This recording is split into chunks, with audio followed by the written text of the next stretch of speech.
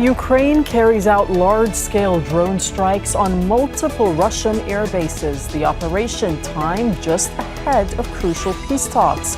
So, does the daring attack give the U.S. leverage against Russia? And is it the right time for more sanctions? This is Inside Story.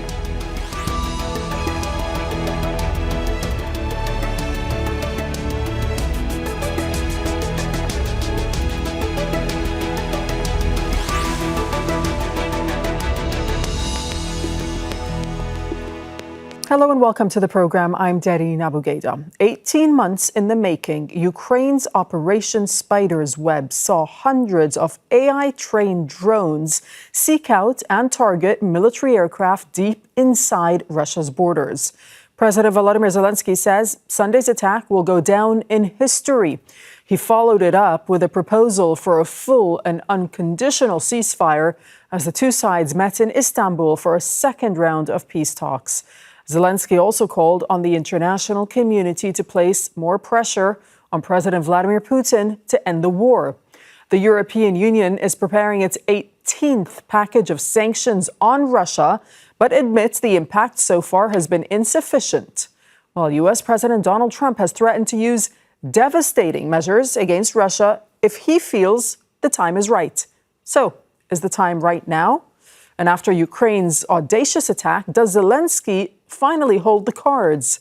We'll get to our panel of guests in a moment, but first, this report by Amma Boateng. Maximum pressure as efforts to end the war ramp up. Both Ukraine and Russia appear to be striking hard in the face of ceasefire negotiations.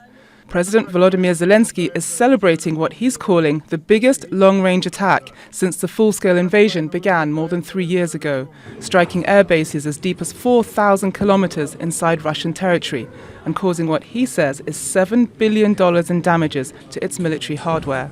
We don't know how many failed attempts there have been maybe on other targets. So it would suggest that it is quite a difficult operation, both in terms of planning, in resources, and of course evading Russian counterintelligence. So both the SBU and the core military intelligence have been receiving CIA support, so they have been trained by Western partners and they have been receiving intelligence. So I think that helped bolster the capabilities of both agencies.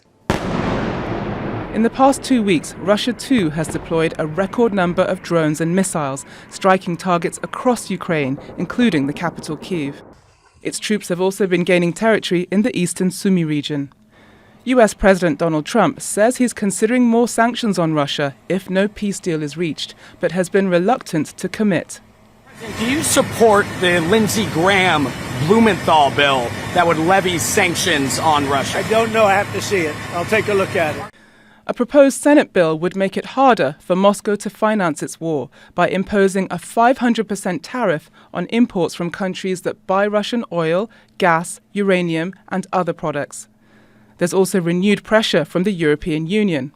Last month, it imposed a 17th round of sanctions on Russia, targeting nearly 200 ships in its shadow fleet, oil tankers with obscure ownership designed to evade penalties. That's in addition to already restricting more than 2,400 individuals, freezing Russian central bank assets worth around $225 billion, and banning Russia from importing European luxury goods. President Zelenskyy is calling for more diplomatic, military and sanctions pressure to, in his words, bring Russia back to reality. But as both sides intensify their attacks, what will it take for diplomacy to succeed? Amma Boateng, Al Jazeera, for Inside Story.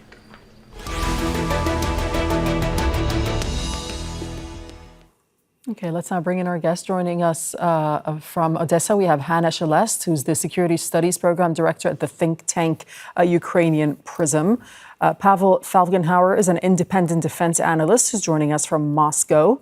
And in Washington, D.C. is Anatol Lieven. He's the director of the Eurasia program at the Quincy Institute for Responsible Statecraft. Welcome to you all. Thanks so much for your time. Hanna, you've said that after Sunday's strike, after which Russia, according to you, lost some of its nuclear strike capabilities, the dynamics will be different for the second round of talks. How so? And what message do you think Kyiv was sending out with this attack? There are two very important messages that have been sent.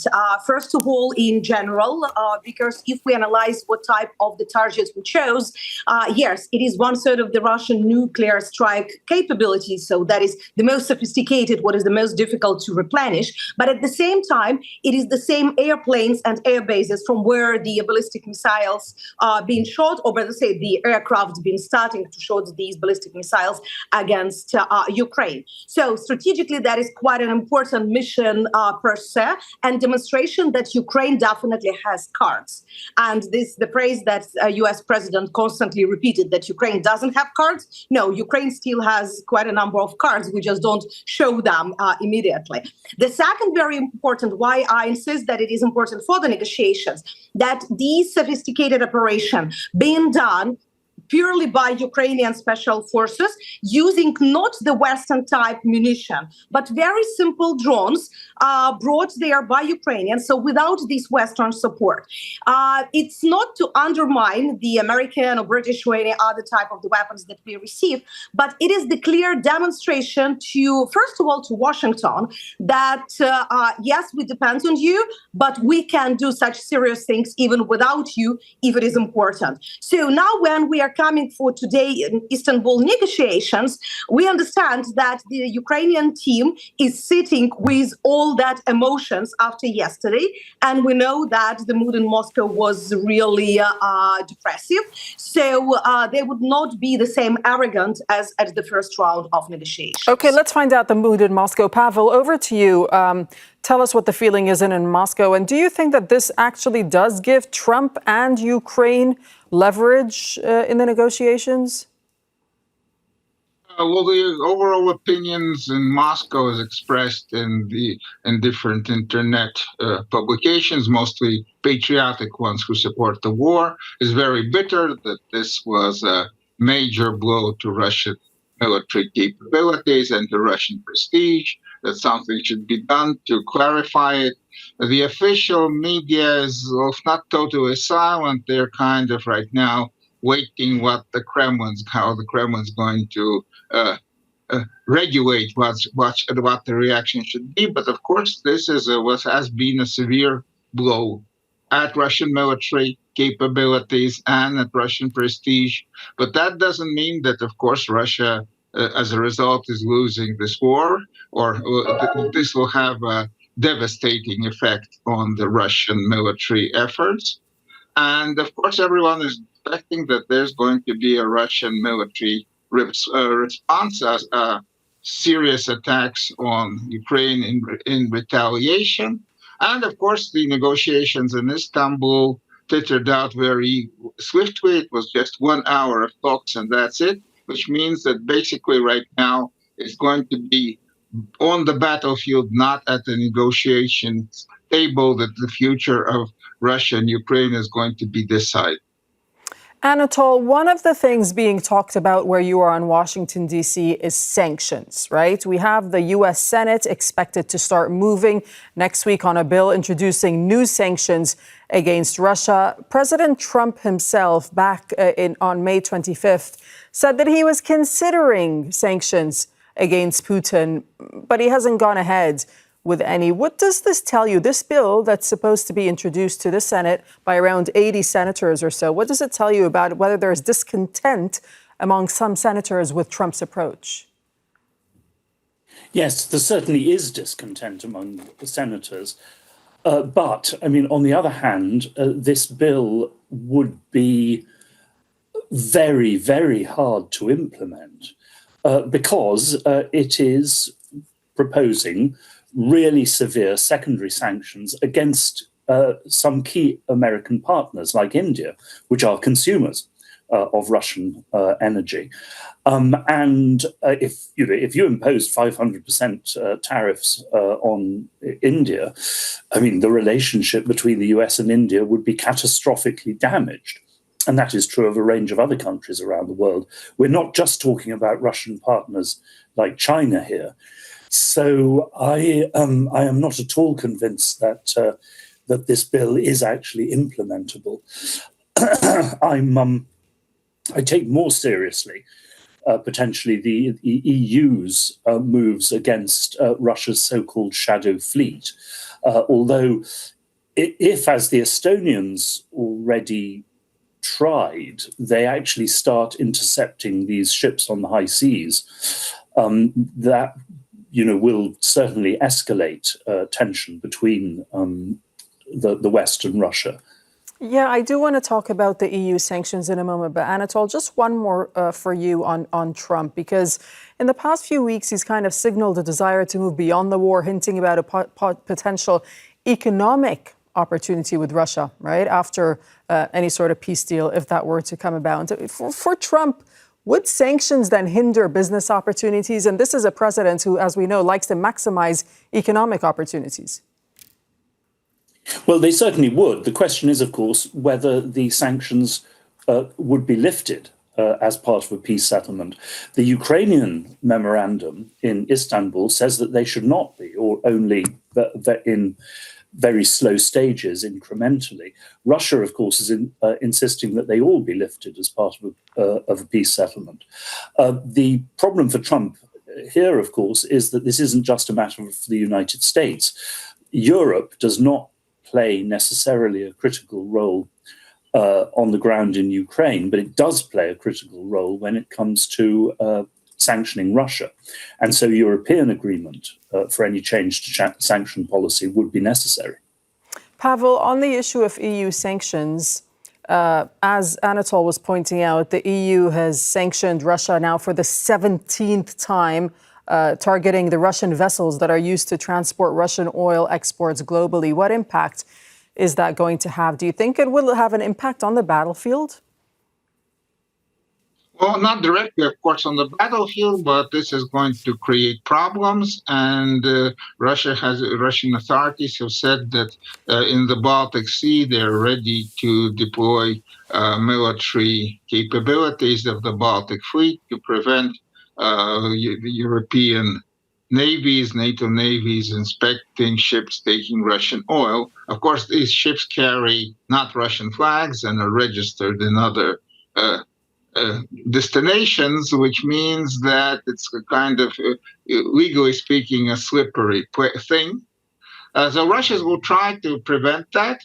Of course, there's other problems. Right now, the price of oil has gone down, and it has a tendency to go further down. That means Russian earnings from exporting oil are getting smaller and smaller, and the ruble is also right now gone up, which is creating serious budgetary problems this year for the Russian government. But still, right now, this does not directly impact the capability of the Russian military to fight this war. But of course, it's going to have long-term repercussions. Hanna, so the EU has sanctioned, as we're saying, Russia about 17 times, targeting a wide range of industries. But would the Europeans and Ukrainians be disappointed that these sanctions haven't had the desired effect, which is to stop the war? I mean, France's foreign minister said we will need to go further because the sanctions so far have not dissuaded Vladimir Putin from continuing his war. First of all, one small comment first about what Anatol said, that Europeans are not that present on the battlefield. Here I would disagree because in 2024, 30% of ammunition Ukraine received from European countries. And now a lot of the joint production and coalitions are created exactly by Europeans. Here, when we say Europeans, we need to understand that it's not just European Union, but you also need to consider Norway and the United Kingdom, who are very active in supporting Ukraine exactly in military, not purely in economic support. But if we go to the economic sanctions, why we are speaking sometimes that they are not effective, that would be not very accurate, because it is what introduced and what is implemented. On paper, many of the sanctions that have been introduced could be very, very harmful for the Russian Federation. The problem is that the mechanism to follow their implementation in some countries were originally quite vague, plus there were quite a number of countries that helped Russia to bypass these sanctions. Like the technologies, for example, that would be impossible to buy, they were sent through the 3-4 countries. And and the German company or British company never even knew where they were selling, or the microchips that had been sent through Madagascar, or plenty of the luxury goods or, again, technologies through Kazakhstan. Turkey being one of their leading place for bypassing sanctions, Caucasus, Central Asia, many, many other countries. So Russia really created the new network of the, it's not offshore from the classical meaning, but how to bypass these sanctions, and the gray market is enormous. That's, by the way, what China learned very well, how they can bypass sanctions. And Iran taught a lot Russia, because when the SWIFT was closed, let's not forget that Iran already experienced this. And Iran and Russia also had their negotiations and conversations about how to bypass sanctions. That's why when you look to the last packages of the EU sanctions, there is not that much of the innovations, and people are saying, oh, they are so weak. One of the reasons, because they concentrated also a lot how to close the loopholes in the already existed. Or like the Grey Fleet, for example, the shadow fleet that's been a huge problem for delivery of the Russian energy sources. The first incident that happened with Estonian Coast Guard stopping one of these shadow ships was extremely important as the symbol what can be with all other ships that currently are around, especially Europe, in the very bad conditions. Anatol, I'd like you to respond to what Hanna was saying. She disagrees with you that the Europeans are not present on the battlefield. And also, let me just follow that up with, on this issue of sanctions, recent figures show that China and India are really out there in terms of Russia's two main export markets. So to what extent have have China and India allowed Russia to stay afloat and evade the impact of the sanctions? Yes, on the first point, sorry, I should say that European military supplies to Ukraine and financial aid are enormously important, but I do not believe that Europe could continue to successfully aid Ukraine militarily without the US doing so. I think we know that there are many things, especially in the area of intelligence, that only the US can provide. And some of the weapons being provided by Europe in terms of long-range missiles only operate with American intelligence. So on the second point, yes, China and India have been critical, as have other countries, in continuing to buy Russian oil. And they are determined to go on doing so. India has always taken a very strong line on this, not only when it comes to buying Russian energy, but in defying US sanctions to buy Iranian energy. And the Indians are very determined that they will defend what they see as their national interests. They want partnership with the US, but they will not accept American or European dictation on this. And so the problem about secondary sanctions, as I said, is that it risks a whole set of crises, not only with China, a very important competitor, but with very important US partners as well. Pavel, does this mean that countries like China and India have leverage over Russia? Of course it does. Russia cannot be in this conflict or it's already 3.5 years almost. It can't do it without having different kind of forms of support and trade. And Russia is functioning not as a besieged country, but, well, life here has its own problems, but I wouldn't say that there's a feeling of a siege yet, at least in Moscow. So, yes, it's very important for Russia to have partners and to demonstrate to the Western world that Russia can continue this conflict and continue this war. And so it's better to find a solution on Russian terms than to continue to press for Ukrainian military victory, which is Russia implies is totally impossible. So, Pavel, Russia is being described as the most sanctioned country in the world, right? It's surpassed North Korea, for example, as well as Iran. But like we said a moment ago, the sanctions have failed to stop the war. How do you explain the Russian economy outperforming expectations since the start of 2022, though? Well, Russian main export items are commodities. And if you can export commodities, well, I mean, it's hard to really stop a country from exporting commodities. So Russia Russia is buying different kind of stuff. Before it was a lot came from Europe. It was the main trading partner. Now it has been replaced with China. China can replace in many items, not in all, but in many can replace Europe in industrial goods and consumer goods. The same happens actually with other countries that are under severe sanctions, like Iran and Korea, North Korea, which depend very much on China for imported industrial goods. So yes, that works out for the time being. But of course, there are big problems in the Russian economy, in the Russian war effort. As a result, the battles are severe. The attacks on both sides are deep and severe. But all in all, it's a kind of more balanced situation militarily, and it's strategically speaking, it's a stalemate.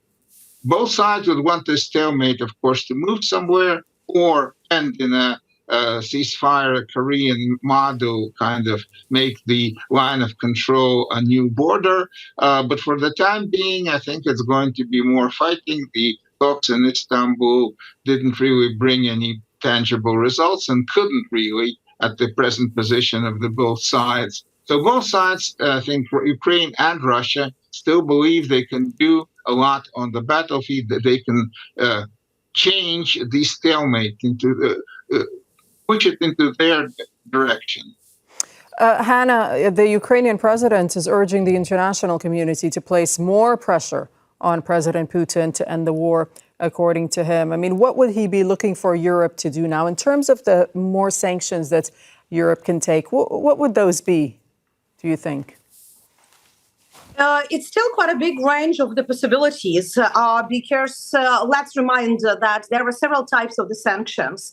There are sanctions that are sectoral to everything, like, for example, the certain type of the equipment cannot be sold to Russia at all, or some type of the luxury. That's individual sanctions. This list is easily, constantly updated. Somebody who did something wrong, politicians, military, prosecutors, wherever. And that is the so-called sanctions, that is freezing of the assets. And it is their other sanctions that are implemented sometimes very selectively. Like, for example, not all Russian banks are currently excluded from the SWIFT system. So we can definitely speak about more banks to be excluded from this. We can speak about lower price for energy. We can speak about the possibility of the Russian ships not to come to the European ports. We can speak about not buying certain type of the goods from the Russian Federation. And even the very simple saying, still many of the enterprises in Russia that produce military equipment, including the spare parts important for the ballistic missiles, are not under the sanctions. So these lists are also very much updated, constantly updated. And the second bench, it is the secondary sanctions. So it is the possibility to close for Russia the bypass of sanctions, so secondary sanctions, not only for the energy resources, what we discussed about the US, but many, many other opportunities that also exist. Anatol, you were nodding along when Pavel was saying things seem to be at a stalemate right now. We're also hearing that Ukraine is proposing another round of talks to be held at the end of June. Is that a good sign that there could be another round of talks? Well, I mean, it's a good sign that the talking is continuing. But yes, I mean, as Pavel said, the positions of the two sides are still far apart. Not perhaps as far apart as they were 6 months ago, say. Ukraine is no longer demanding that Russia withdraw from the occupied territories as a precondition of talks. But Ukraine is demanding that you have a full unconditional ceasefire before a settlement, which Russia will not agree to, because that means it loses its only point of leverage over Ukraine. So I think the talks will continue, but as Pavel has said, so will the fighting. And we have to see what happens on the battlefield. If things have either changed seriously or not changed seriously by the end of the year, then it could be that there will be a shift by one side or the other towards compromise. But for the moment, the fighting will continue. Pavel, what is the Russian starting point when it comes to any upcoming talks? Has it changed at all?